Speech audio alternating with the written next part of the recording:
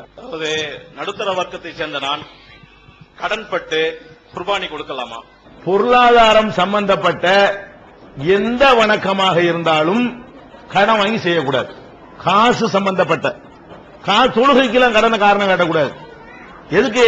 காசு தொடர்புடைய, பணம் தொடர்புடைய, அது ஹஜ்ஜாக இருக்கட்டும், நேர்ச்சையாக இருக்கட்டும், குர்பானியாக இருக்கட்டும், 10 பேருக்கு சோறு கொடுக்கிறதாக இருக்கட்டும், ஒரு சத்திரம் கட்டி வைக்கிறதாக இருக்கட்டும், பள்ளிவாசல் கட்டுறதாக இருக்கட்டும், வேறு எதுவாக இருக்கட்டும், காசோடு தொடர்புடைய, சொத்தோடு தொடர்புடைய, பணத்தோடு தொடர்புடைய எந்த காரியத்தை நீங்கள் செய்வதாக இருந்தாலும் கடன் வாங்கி செய்யக்கூடாது.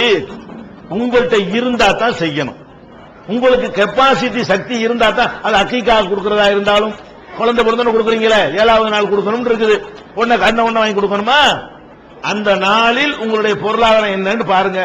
இதை கொடுக்கறதுனால நமக்கு பெருசா பாதிக்காது, நமக்கு ஒண்ணு கஷ்டம் வராது, எல்லாம் நிறைய தானே தந்திருக்கிறான், அழகா கொடுங்க. இல்லையா? அது உங்களுக்கு இல்ல, உங்களுக்கு அக்கீக்கா இல்ல, உங்களுக்கு குர்பானி இல்ல, உங்களுக்கு ஹஜ்ஜி இல்ல, காசு இல்லையா? கடனை வாங்கிட்டு பிச்சை எடுத்துக்கிட்டு ஹஜ்ஜி போகணுமா? கிடையாது. அப்ப நம்ம என்ன முடிவெடுக்கணும்? பொருளாதாரம் தொடர்புடைய, இன்னும் சொல்ல போனால் கடன் வாங்குவதை பற்றி ஒரு தெளிவான ஒரு முடிவுக்கு வாங்க. நம்ம சமூகத்தில் மற்றவங்களை போலவே இந்த கடன் வாங்குற ஒரு கிறுக்கு நமக்கு இருக்கிறது. கடனு கிடைக்குன்னு வைங்களேன், தேவையில்லாட்டாலும் வாங்குறான். அதாவது காசு கொடுத்து வாங்கும்போது தேவைக்கு தான் வாங்குறான்.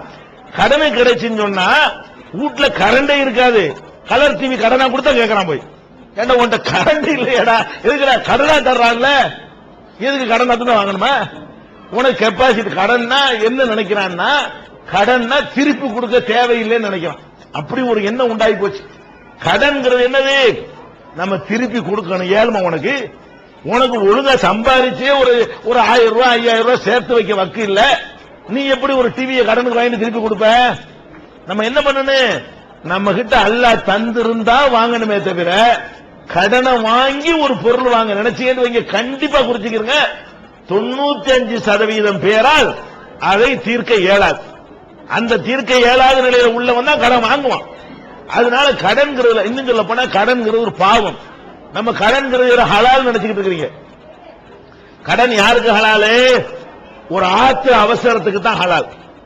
பொண்டாட்டி ஆஸ்பத்திரியில் சேர்த்துட்டான், உடனே ஆஸ்பத்திரி பணம் கட்டணும், கடன் வாங்கலாம். திடீர்னு தோது பண்ண முடியாது இல்லையா? இது ஓகே.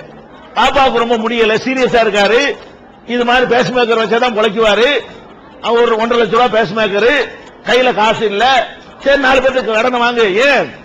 உயிர் பொழைக்க வேண்டியது, கஷ்டப்பட்டு எப்படியாவது நம்ம கொடுத்துடலாம். இதுக்கு நீங்க கடன் வாங்கலாம். எதுக்கு வாங்கக்கூடாது? உங்களுடைய கெப்பாசிட்டிக்கு மேல ஆடம்பரம் காட்டுவதற்காக அல்ல வசதியை பெருக்கிக்கிறதுக்காக வேண்டி கடன் வாங்கலாமா? கடன் வாங்கக்கூடாது. ஏன்? கடன் வாங்குற நிலையில் நீங்கள் மௌத்தாகிவிட்டால் மறுமையில உங்களுக்கு கடன் தந்தவன் வந்து நிற்பான். யாரெல்லாம் இவன் என்கிட்ட கடன் வாங்கிட்டு தரல, அங்க எப்படி திருப்பி கொடுப்பீங்க?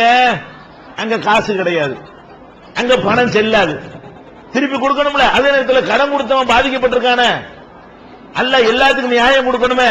அல்ல என்ன பண்ணுவான் தெரியுமா? அடே நீ கடன் வாங்கினியா? ஆமா, அந்த கடனுக்காக வேண்டி இந்த 6 மாச தொழுகையை கொடுத்துரு, இவன்ட்ட வாங்கின கடனுக்காக வேண்டி 2 வருஷத்து நோம்பை கொடுத்துரு, இப்படி எல்லாம் புடுங்கி கொடுத்து விடுவான். கடைசியில் நம்ம கடனை வாங்கின ஆளுடைய கதி என்ன ஆகும் கேட்டா, அவர் தொழுது அவருக்கு இல்லாம போய்விடும், அவர் வச்ச நோம்பு அவருக்கு இல்லாம போய்விடும், அவர் செஞ்ச தான தர்மங்கள் அவருக்கு இல்லாம போய்விடும்.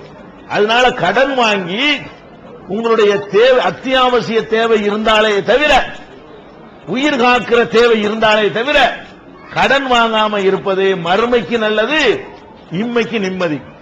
ஒரு நிம்மதி, அழகா தூங்கலாம். கடன் பட்டார் நெஞ்சன் போல கலங்குதுங்களாம் பாத்தீங்களா? கடன் பட்டோம்னா அவ்வளவுதான், ரோட்ல நிப்பாட்டிக்கிட்டு நாய் மாதிரி கேள்வி கேட்பான், தலை குனிஞ்சுக்கிட்டு தான் நிக்கணும். ஏன் வாங்கிட்டோம்ல, எதுக்கு உனக்கு இது தேவை? அல்லாஹ் தந்தா வாங்கு, தரலையா விட்டுட்டு போ. இது எல்லாத்திலையும் இந்த கடன்கிற விஷயத்துல வந்து ரொம்ப கூடுதல் கவனமாக இருக்கணும். சும்மா கிடைக்குதுன்னு வாங்கிடக்கூடாது. தேவைதானா, திருப்பி கொடுக்க இயலுமா, நம்ம கெப்பாசிட்டி இருக்குதா, இந்த கடன் வாங்காட்டி ஏதாவது குடிமூழ்கி போயிருமா அப்படின்னு பார்த்து அது மாதிரி பொறுப்புணர்வோடு எல்லாரும் நடந்துக்கிட்டாங்கன்னு சொன்னா இந்த குர்பானிக்கு கடன் வாங்கலாமாங்கிற அளவுக்கு கேள்வி வந்துச்சு பாத்தீங்களா? இபாதத்துல கூட கடன் வாங்கலாமாங்கிற அளவுக்கு அந்த கடன் அப்படி வியாபித்து இருக்கிறது. இது ஒழிக்கணும்.